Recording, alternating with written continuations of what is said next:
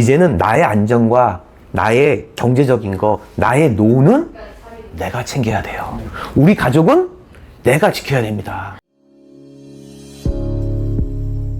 사장님, 저희들이 금 투자하려 할 때 여러 가지 방법이 있는 걸로 아는데 어떤 방법이 가장 나을까요? 일단 먼저 금 투자 방법이 5가지 정도. 거기서 뭐냐면 이제 보통 직접 투자라고 하는데 그게 이제 실물. 두 번째가 이제 KRX에서 나라에서 하는 건데 뭐 주식처럼 해가지고 금을 살 수 있는 주식 거래처죠. 그리고 또 뭐냐면은 보통 은행에 가면 있어요. 예, 그런 통장을 만들어서 금 시세에 따라서 이렇게 해서 해주는 게 있고, 간접 투자로서는 금 ETF, 그리고 또 하나는 이제 금 펀드 5가지 정도가 있는데요. 뭐라고 설명을 해야 되나? 제가 이제 금은방을 하잖아요. 그래서 말씀을 드립니다. 금은방을 하기 때문에 말씀을 드리는 거예요. 실물 투자가 제일 좋습니다. 네. 제가 금을 사러 왔어요. 근데 KRX, 뭐 주식처럼 사고 팔고, 또 통장, 그리고 뭐 펀드, 뭐 ETF. 그러니까 전 모르겠습니다. 제가 산 물건은 제 손에 안에 있는 것이 가장 좋다고 생각을 해요. 네. 아까 좀 전에 그 말씀하신 것처럼 사진만 찍어서 보내고 실제로 금이 없을 수도 있는 거잖아요. 그렇죠. 불안하니까 가장 확실한 방법은 네. 잘 갖고 있는 게 아닐까요? 그럼요. 그러니까 실물이 아닌 어떤 그 수치로 아니면 숫자로 갖고 있는 게 아니라 실질적으로 주식도 그냥 제가 거래소에 거래하는 거기에 맡긴 그게 아니라 그 주식 증서를 직접 갖고 있고, 그리고 금도 제가 이 이쁜 금 이거 내가 갖고 있는 게 가장 좋다고 생각을 합니다. 그 이유에 대해서 제가 간단히 몇 가지 설명을 드리겠습니다. 제가 요즘에 좀 음모론자를 좀 만나다 보니까 음모론적인 얘기를 좀 많이 해요. 음모론자들에 대해서 완전히 믿지는 않아요. 마시고요. 근데 말도 귀 기울일 거는 귀 기울여야 된다고 합니다. 자, 가장 큰 이유가 있어요. 가장 이유. 뭐냐면 일어났을 때 뭐 이러면 안 되지만 사람은 살다 보면 어떤 생길지 모릅니다. 뭐 지금 뭐 10대 분들도 있고 뭐 7, 80대에 계신 분들도 있고, 뭐 세상을 살다 보면 어렵고 또 잘 될 수 있고 있을 수 있고 뭐 부도가 날 수도 있고 국가도 전쟁이 일어날 수도 있는 거고요. 그건 나의 의지가 없습니다. 또 국가 부도가 일어날 수 있는 거고요. 그리고 뭐 기아도 일어날 수 있는 거고, 그리고 팬데믹으로 진짜 어느 순간에 내 생명도 내가 예측할 수 없는 시간이 있습니다. 그렇기 때문에 우리는 항상 긴장해야 되고요. 그리고 항상 준비해야 한다고 생각을 해요. 자, 생각을 해보세요. 전 반국가적인 사람은 절대 아닙니다. 그냥 내 재산은 내가 지킬 줄 알아야 된다고 생각을 하거든요. 그런 의미에서 만약에 이런 일이 벌어졌을 때 뱅크런 사태 있죠. 뱅크런. 뱅크런. 예를 들어서 내가 자유롭게 거래했던 은행이 부도가 났어요. 부도가 났는데 내가 저금했던 예금을 내가 원하는 시간에 원하는 만큼을 뺄 수가 없는 경우가 생길 수가 있다는 거죠. 그리고 마찬가지예요. 어떤 수치적인 개념은 어떤 통제력이 강한 국가에서 통제하기 나름이거든요. 거기에 대한 이유는 우리 국민들은 대를 위해서 소인 나는 희생할 수밖에 없다는 거예요. 국가적인 위기, 그 다음에 국가적인 뭐 전쟁 상황, 어떤 뭐 기아 팬데믹의 어떤 물리적이고 강압적인 힘의 논리에 의해서 내 소수인 내가 억압받고 자유가 없어질 수가 있다는 거죠. 내 돈을 내가 찾을 수가 없고 내 물건을 내가 찾을 수가 없고 내가 보관하기 힘든 상황이 될 수 있다는 거예요. 그래서 저는 내 물건은 내가 갖고 있어야 된다고 생각을 합니다. 자, 여기서 제가 아까 중국하고 인도 얘기들 저번에 한 얘기가 있는데요. 이번에 제가 베네수엘라 얘기를 한번 해보겠습니다. 이게 공부를 하다 보니까 역사도 재밌고요. 그리고 어떤 상황에 있어서 상당히 비교를 해야 됩니다. 우리는 계속 편하게 부를 축적하면서 안전할 수 있다는 착각을 가지시면 안 돼요. 그거를 위해서 제가 한 말씀을 드리겠습니다. 베네수엘라 같은 경우가 옛날에 산유국이었어요. 네. 거의 세계 1위, 2위였어요. 매장량도 거의 세계 1, 2위였습니다.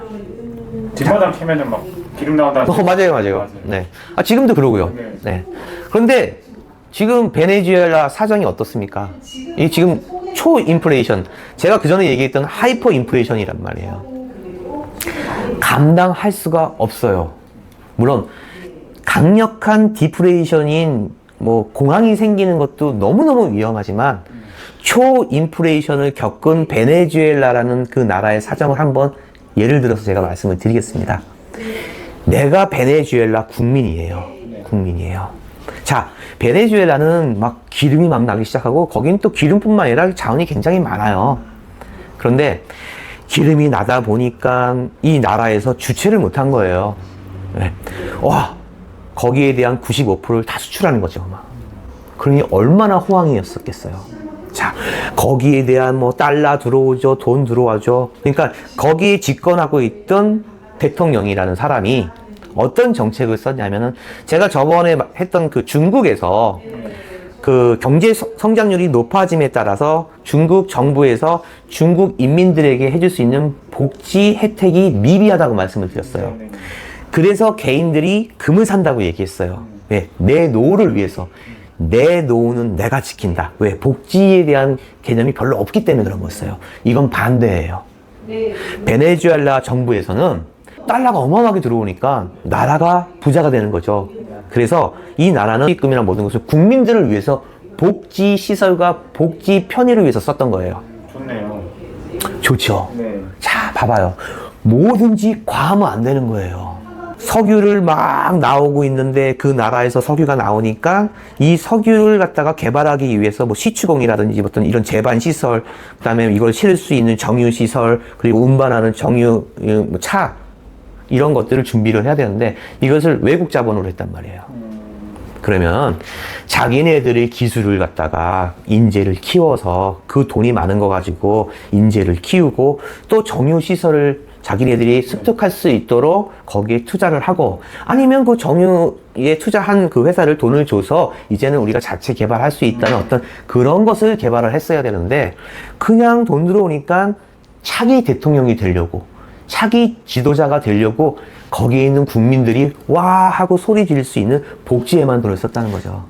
그리고 이 정유를 갖다가 시설을 더 개발을 해서 더 깨끗한 기름이 나올 수 있도록 해야 되고 이런 기반 시설에 대한 투자를 하지 않았다는 거예요.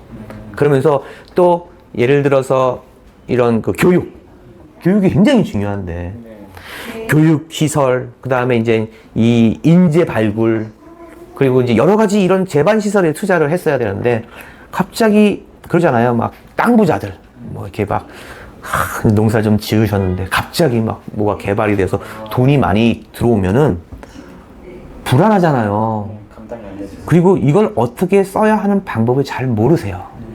베네수엘라도 마찬가지예요. 이거를 어떻게 써야 되는지를 잘 모르고 그냥 계속 돈이 들어오겠지. 아, 우리는 석유가 어마어마하게 많으니까 이거 팔면은 돈 계속 들어와. 해서 복지에 거의 투자를 했고 그리고 여기는 투자 안 했는데 여기에 또 중요한 게 뭐냐면은 부정부패. 복지에 돈을 쓴다고 하지만 과연 그 전부를 복지에 썼느냐?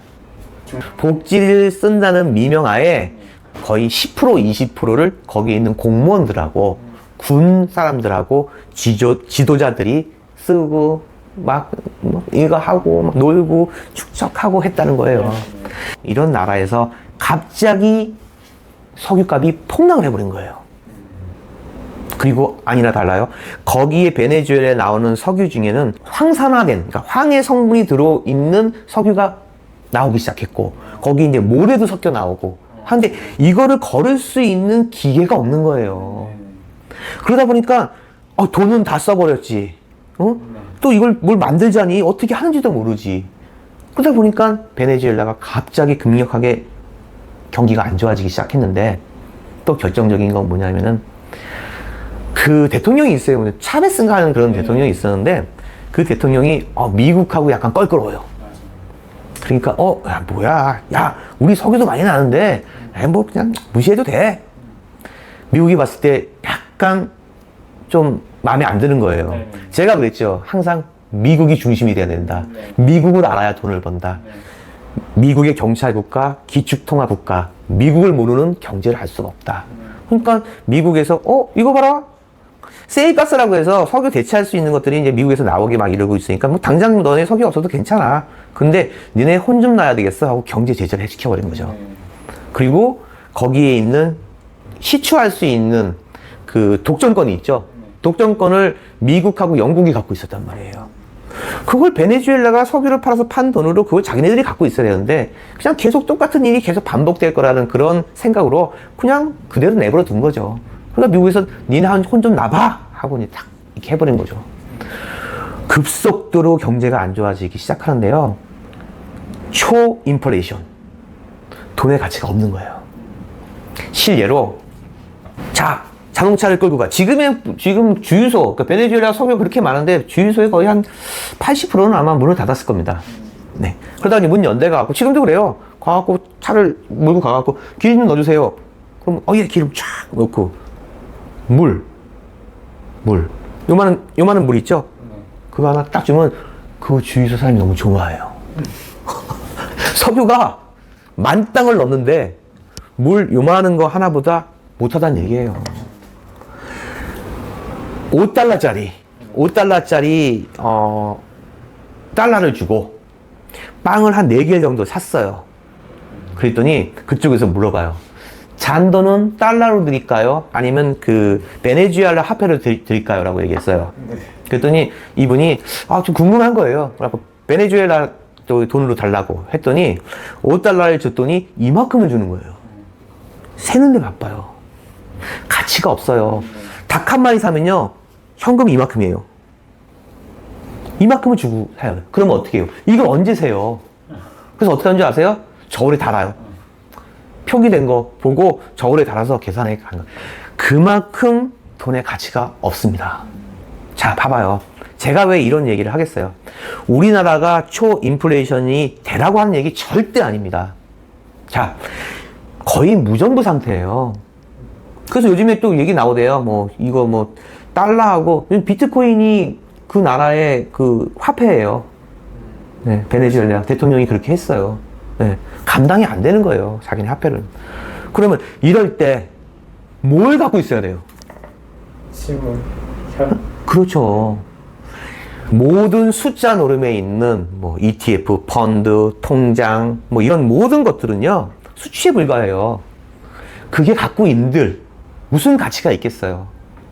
그렇지만 실물금은 그땐 달러도 괜찮죠. 자, 제가 이게 매일매일 제가 강조하는 게 뭐예요? 최고의 안전자산은 달러와 금입니다. 그거예요. 머릿속에 그것만 생각하시면 돼요. 달러와 금만 생각하시면 된단 말이에요. 그러면 달러 아니면 금을 갖고 있었다면은 살아남는 거예요. 살아남는 거. 요즘에 또 아르헨티나, 그다음에 튀르키예, 그쪽도 지금 심상치가 않아요. 아르헨티나는 IMF를 몇 번 겪었다고 하던데. 그러니까요. 그러니까 세계 정세인데 과연 어느 나라도 우리나라는 상관없어. 우리나라는 자원도 있어. 우리나라는 달러도 많아. 우리나라는 금도 많아. 그럴 때 나는 그런 거 별로 듣고 싶지 않아. 아니에요. 기억하고 계시고 이럴 수도 있다는 거 생각하셔야 됩니다. 우리나라는 IMF 겪을 줄 알았어요? 너무너무 안심하고 있을 때 뻥 맞은 겁니다. 그때 얼마나 많은 분들이, 얼마나 많은 가장들이 눈물을 흘렸습니까? 내 자식한테 얼마나 창피했습니까? 그분 잘못 아닙니다. 이건 나라 살림을 못한 겁니다. 근데 어떡하겠어요? 이제는 나의 안전과 나의 경제적인 거, 나의 노는 내가 챙겨야 돼요. 우리 가족은 내가 지켜야 됩니다. 그래서 실물, 금, 운을 제가 추천을 드리는 거예요. 자, 생각해 보세요. 현금, 채권, 이런 것들은 인플레이션만 됐다 하면은 바닥이에요. 현금 종이 조각이에요. 자, 주식, 그다음 또 뭐 있어요? 부동산, 디플레이션 되면은 난리 나요. 디플레이션 되면 난리 나는 거예요. 주식 곤두박 치고 부동산값 완전히 망가지는 거죠. 그런데 뭐는? 금은? 은은? 항상 살아남는. 그럼요. 금은 인플레이션, 디플레이션 끝까지 사랑하는 애들이에요. 그런데 이 애들을 사랑할 수 없다고요? 내 미래는 금하고 은에 있는 거예요. 자, 지금 금리 인하 있죠. 그러니까 부동산, 주식, 금값 들썩거리잖아요. 원래 경제상 원칙으로 따지면요. 금리 인하가 되면은 금값이 오르는 거예요. 달러 값이 떨어져요. 지금 그러고 있잖아요. 그럼 반대일 경우에는요. 금리 인상 때는요. 올라가죠. 올라가죠. 금은. 금은 근데 올랐잖아요. 그래요. 봐봐요. 경제상으로는 금리 인하를 했을 때 금이 오르고 금리 인상을 하면 금이 떨어져야 돼요. 근데 금리 인상할 때 더 올랐어요, 금이요. 이걸 뭘 반증을 하는 거예요? 특히 경제 위기가 올 거라는 건 인플레이션이 돼서 난리를 치던 디플레이션이 돼서 국가 부도가 일어나던 금은 안전하다는 뜻이에요. 금리 인상 그렇게 했는데도 금 더 올랐어요. 금리 인하니까 또 오르잖아요. 왜? 전 세계에서 투자할 수 있는 가장 안전한 방법은 금이라는 거죠. 그러니까 제가 누누이 얘기를 하는 거예요. 금 사세요. 은 사세요. 그렇지만 실물로 사세요. 근데 봐봐요. 그래요. 사장님이 그렇게 얘기해서 저희가 실물을 샀어요. 단점이 있어요. 실물로 사면은. 그렇죠. 그러니까 이게 제가 왜 좋은 점만 얘기하면 또 안 돼요. 사실 그대로 얘기해야 되죠. 첫 번째는 뭐냐면은 금이 이자가 없어요. 이자 없어요. 그렇죠. 정해진 이자. 네, 없어요. 없어요. 그냥 아예 이자는 없어요. 네. 금 가치가 올라가는 거지 이자는 없어요. 네. 그러니까 막 금을 이만큼 사놨어요. 그러면 이 가치가 오르는 거지 여기에 대한 수익률이나 이자가 없는 거예요. 아, 별로네요. 또 하나 아까 얘기한 보관하기가 좀 어려워요. 네. 뭐 펀드나 ETF는 수치상에 있는 거 통장이잖아요. 네. 그런 것은 내가 이제 거기에 되어 있다고 해서 이제 거래를 하는 건데 실물은 내가 보관을 해야 돼요. 네. 그러니까 도둑놈이나 분실이나 도난 이게 좀 문제가 될 수가 있어요. 아니면은 나는 금을 산 적이 한 번도 없어. 낯가려. 금은방 가서 거기 있는 사장님한테 저 금 사러 왔어요. 어떻게 하면 돼요? 이런 거 하기 싫어. 나는 사람들 이렇게 만나가지고 금 거래하는 게 조금 어색해. 이렇게 하시는 분들 굉장히 의외로 많아요. 그러니까 대면적으로 거래하는 게 조금 어렵다고 하시는 분들도 많아요. 자, 그런데 리스크 혹시 그거 알아요? 해지 들어봤는데. 들어봤죠? 네. 해지 보통 어떤 거에 대한 해지 수단으로 뭘 한다 뭐 이런 식으로 많이 들어봤을 거예요. 그 해지가 뭐냐면은 울타리라는 뜻이에요. 울타리. 네. 그다음에 어떤 수단, 방어막 뭐 그런 뜻이거든요. 그러니까 그게 무슨 뜻이냐면은 자, 예를 들어서 내가 주식을 했어요. 그래갖고 주식에서 막 하는데 주식을 했는데 폭락할 것 같아요. 네. 그래서 이걸 대비해서 뭘 사는 거죠. 금을 사는 거예요. 그러면은 그러니까 주식에 대한 해지 수단으로 금을 산 거죠. 그것이 해지라는 개념이에요. 예. 자, 이렇게 생각하면 빨라요. 뭐 해지에 어쩌고 뭐 경제 영어 막 쓰고 그러잖아요. 그냥 보험이라고 생각하세요. 보험. 예. 그러니까 주식을 했는데 주식의 보험으로 저는 금을 샀습니다. 그게 해지 수단이 해지예요. 그게 보험용이다. 자, 전 세계에서 가장 강력한 보험은 금과 은이다. 예. 아까 얘기했잖아요. 인플레이션, 디플레이션, 어떠한 상황에 있더라도 6,000년 전부터 사용했던 금과 은은 영원하다는 뜻이죠. 나머지는 뭐예요? 종이에요, 종이. 그리고 디지털 숫자예요. 그렇지만 현물로 갖고 있는 내가. 아까 얘기했죠. 전 세계의 금 매장량과 그 다음에 국가별로의 금을 갖고 있는 거. 자, 전 세계의 그 한정된 금의 매장과 지금 나와 있는 금에 내가 0.0001%라도 갖고 있다는 그 포만감은 어느 것을 갖고 있더라도 큰 포만감이 될 것입니다. 해지 수단, 그 다음에 포트폴리오라는 얘기가 있어요. 포트폴리오. 자, 포트폴리오라는 게 뭐냐면은 뭐 이렇게 어떤 이런 무슨 뭐 서류 가방, 뭐 이렇게 서류철, 뭐 이런 개념이에요. 그러니까 뭐 이렇게 주식에 따지면은 뭐 삼성전자와 뭐 어디와 어디 해서 뭐 우량주와 저평가된 뭐 어떤 주를 이렇게 나누어서 갖고 있는다. 뭐 이런 개념도 되고요. 내가 투자할 수 있는 거기에 대한 포트폴리오를 구성한다고 표현을 하거든요. 네. 그러면은 뭐 나는 부동산의 뭐 한 10% 그리고 네. 또 뭐 주식의 몇 프로, 네. 그다음 채권의 몇 프로, 네. 그다음에 금에 대해서 몇 프로 이런 게 이제 포트폴리오를 구성한다고 하죠. 네. 투자 전문가들이 많이들 얘기하더라고요. 투자는 분산 투자를 해야 된다. 예. 그래야지 안전하다. 그죠. 네. 이게 해지와도 연결이 되는 거예요. 자, 아까 해지가 뭐랬죠? 보험이다. 네. 보험이다.